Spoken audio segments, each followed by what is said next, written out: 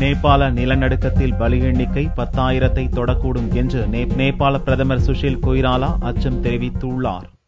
நேபாளத்தில் ஏற்பட்ட பயங்கர நிலநடுக்கத்தால் ஏராளமான கட்டடங்கள் சின்னாபின்னமாகின.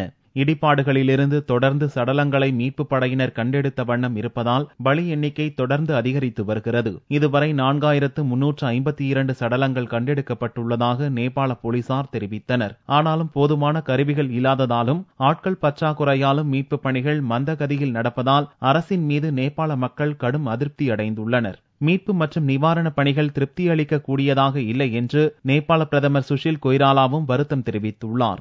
பாதிப்பின் தீவிரத்தை பார்க்கும் போது பலி எண்ணிக்கை 10,000-ஐ தொடவும் வாய்ப்பிருப்பதாக பிரதமர் கொய்ராலா அச்சம் தெரிவித்தார். கடந்த 1934ஆம் ஆண்டு ஏற்பட்ட நிலநடுக்கத்தில் 8,500 பேர் இறந்ததுதான் நேபாள வரலாற்றில் அதிகபட்ச பலியாக கருதப்பட்ட நிலையில் அந்த எண்ணிக்கையையும் தாண்டக்கூடும் என்பதால் போர்க்கால அடிப்படையில் மீட்புப் பணிகளை மேற்கொள்ள உத்தரவிட்டுள்ளதாகவும் அவர் கூறினார். மருந்து உள்ளிட்ட நிவாரணப் பொருட்களை வழங்க வேண்டுமென சர்வதேச நாடுகளுக்கு பிரதமர் சுஷில் கொய்ராலா வேண்டுகோளும் விடுத்தார். இந்நிலையில் செவ்வாயன்று அதிகாலை 5 மணிக்கு கூட நேபாளத்தில் நில அதிர்வு ஏற்பட்டது. தொடர்ந்து சிறிய அளவிலான நிலநடுக்கங்கள் ஏற்பட்ட வண்ணம் இருப்பதாலும் மழை பெய்து வருவதாலும் சுற்றுலா பயணிகளும் நேபாள மக்களும் காட்மாண்டுவிலிருந்து வெளியேறுவதற்காக விமான நிலையத்தை முற்றுகையிட்டுள்ளதால் தலைநகரில் பதற்றமான சூழல் காணப்படுகிறது.